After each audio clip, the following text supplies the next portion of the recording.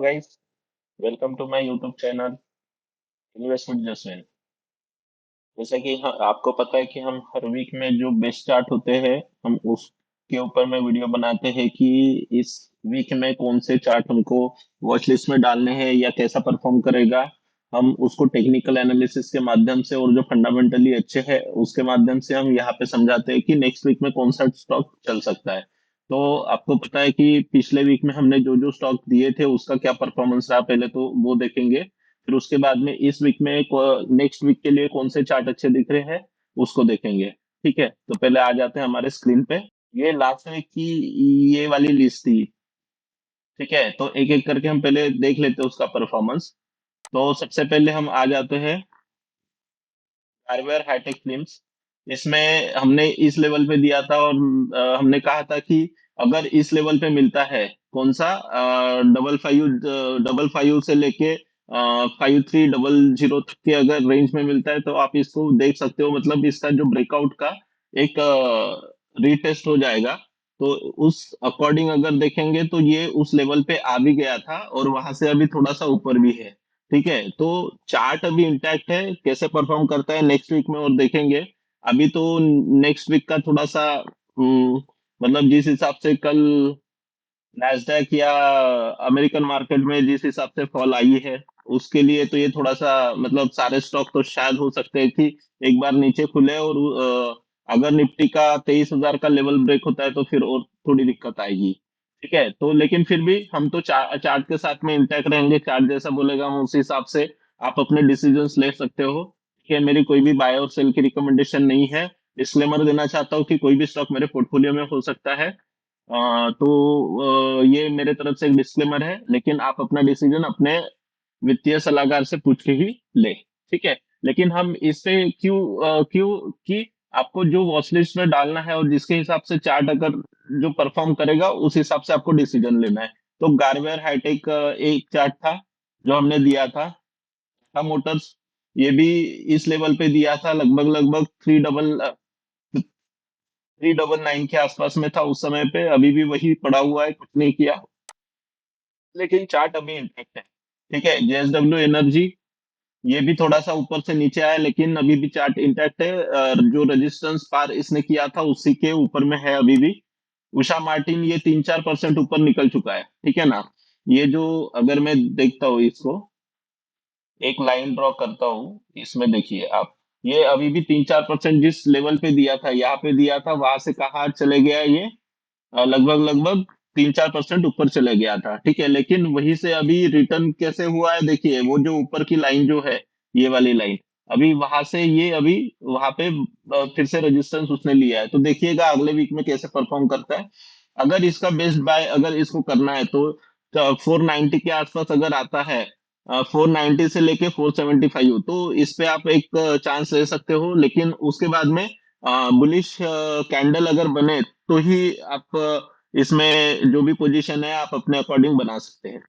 Metropolis इसने भी कुछ नहीं किया, इनफैक्ट ये ऊपर से नीचे आ गया, रेजिस्टेंस बराबर फेस कर रहा है अभी।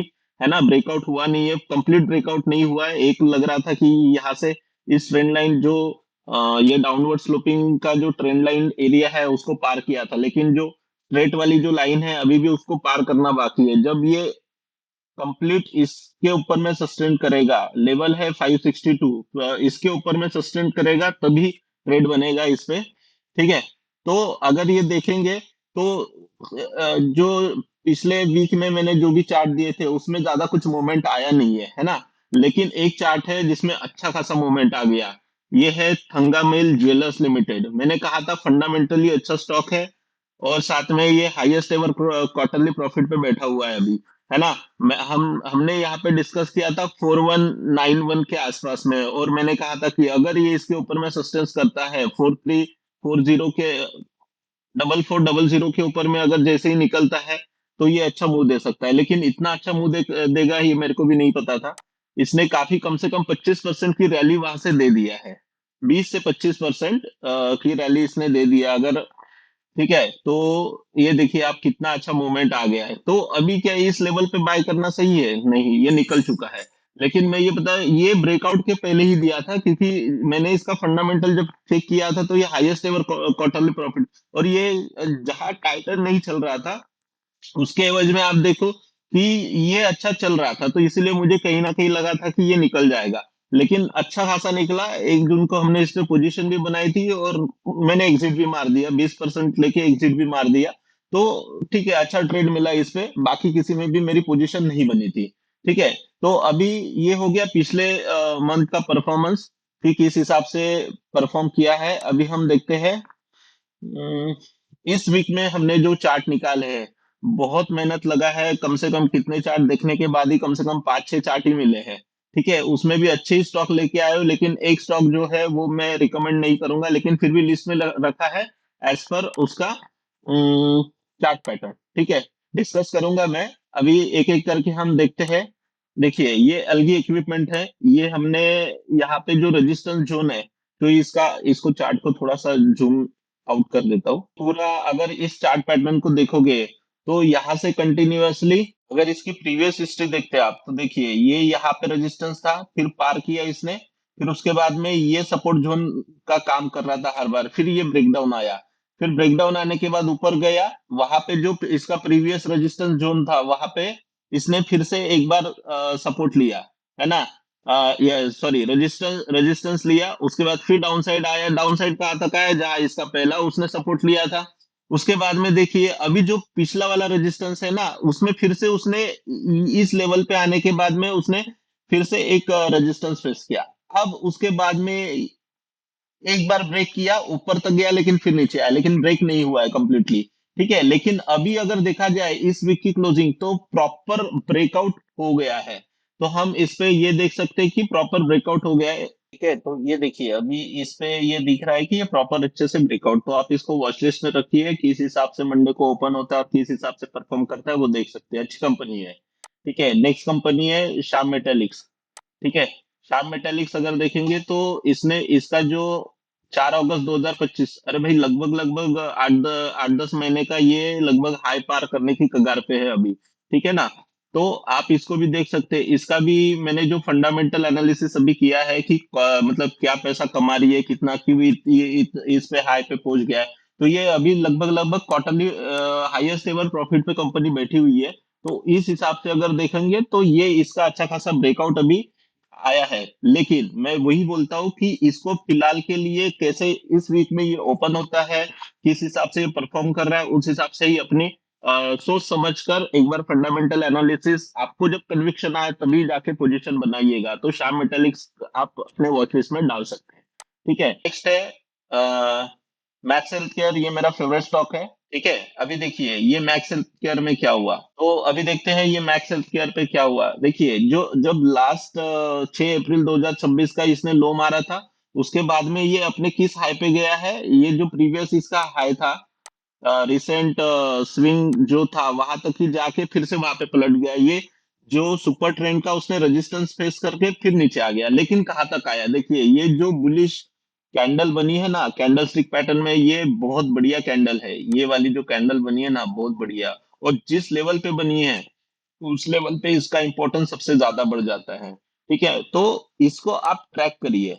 मैं ये नहीं बोल रहा हूँ कि आप पोजीशन बनाइए, लेकिन ट्रैक जरूर कीजिए कि किस हिसाब से। अभी देखिए अगर इसको आपको ये और फिर से एक बार इस लेवल पे मिल जाता है, 960 से लेके 930 के बीच में अगर आपको बाय करने का अपॉर्चुनिटी मिलता है, तो देखिएगा ये अच्छा एक ट्रेड बन सकता है। ठीक है, कंपनी बहुत बढ़िया है, कंपनी में कोई दिक्कत नहीं है, अच्छा खासा पैसा कमा रही है, उसमें कोई दिक्कत नहीं है। तो आप उस अकॉर्डिंग एक ये भी स्टॉक देख सकते हैं। ठीक है, NBCC same as it is. जो देखिए जो एक रेजिस्टेंस जो इसके लिए बन रहा था, है ना, जो रेजिस्टेंस अभी उसको अच्छे खासे, ये देखिए वीकली चार्ट है, वीकली वीकली कैंडलस्टिक पैटर्न है, वीकली चार्ट है। आप इसको मतलब ऐसा नहीं है कि ये एक ही हफ्ते में ऐसा परफॉर्म, थंगा मिल जैसे उसने एक ही हफ्ते में 20% दे दिया, ऐसा नहीं है कि ये सब सारे स्टॉक ऐसे ही परफॉर्म करेंगे, नहीं। किसी को बहुत टाइम लगेगा, कोई नीचे आ जाएगा, लेकिन हो सकता है कि आपको अच्छा एक अपॉर्चुनिटी मिल रहा है जहां जहां पे जिस लेवल पे आपको लगता है कि यहाँ कन्विक्शन आ रहा है, इसके नीचे जितना आपका रिस्क एपेटाइट है वहां पे खरीदिए। अगर आपको रिस्क लगता है ज्यादा तो उसको छोड़ दीजिए, है ना। आप अपने रिस्क एपेटाइट के हिसाब से आप बाय या सेल का डिसीजन लीजिए। क्वांटिटी हमेशा लिमिटेड रखिए। इस मार्केट में आप अगर प्रॉफिट नहीं बुक करोगे तो चले जाएगा।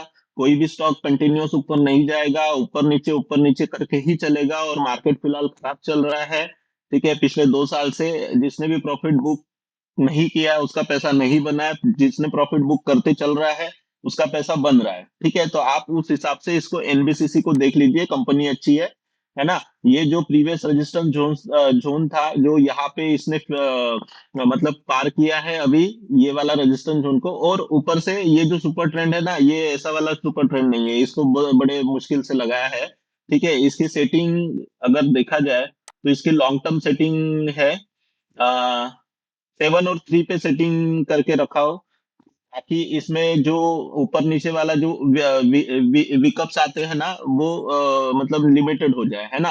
कि ये बार बार इसमें अगर मान के चलो, अगर अगर ये नीचे में जो जाता है तो क्या होता है, कभी सुपर ट्रेंड ना पॉजिटिव हो जाता है। अगर 10 2 रख देते हैं ना तो ये जल्दी पॉजिटिव हो जाता है, इसलिए मैंने क्या है डिले पे रखा हुआ है इसको, ठीक है। तो आप इसको देख सकते हैं एनबीसीसी को।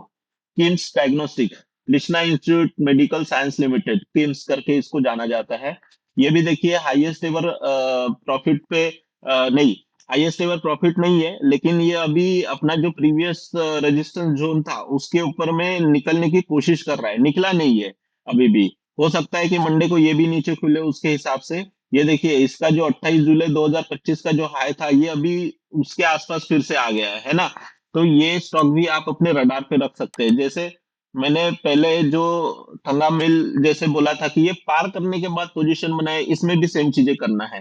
पार करे, टिक रहा है, उसके बाद ही आप इस पे कोई डिसीजन लीजिए। हाँ, लेकिन इसका क्वार्टरली प्रॉफिट हाईएस्ट नहीं है।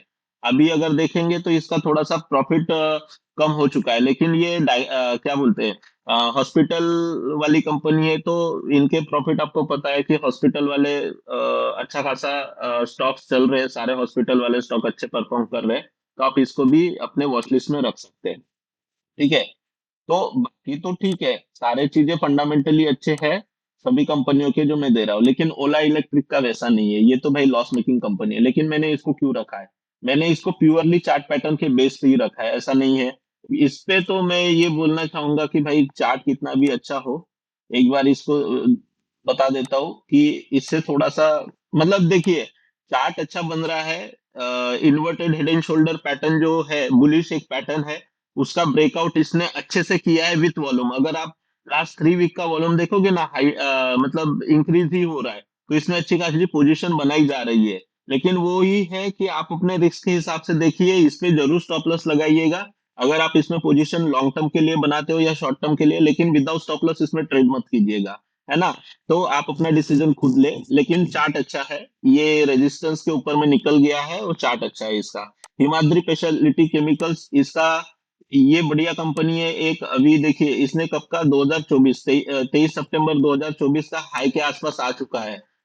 क्या रीजन है हाई पे आने का, क्योंकि ये अभी हाईएस्ट एवर क्वार्टरली प्रॉफिट पे कामकाज कर रही है, ठीक है। तो ये जैसे ही अभी अगर मान के चलिए 686 या 700 के ऊपर में सस्टेन कर जाएगा ना, तो ये अगले मूवमेंट के लिए रेडी हो जाएगा, ठीक है। तो आप इसको कहाँ पे बाय कर सकते हो, सबसे पहले तो बाय अगर करना है तो एक चीज आप ये कीजिएगा कि इसको पहले निकलने दीजिए।